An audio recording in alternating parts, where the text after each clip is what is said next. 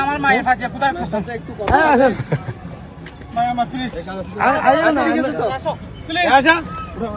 আরে আসেন না আপনার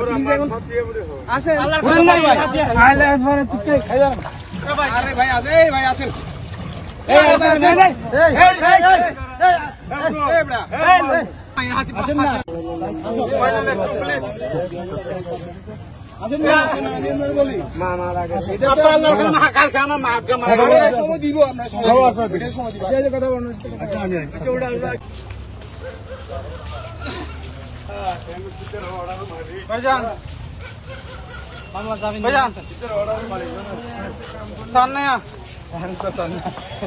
ভাই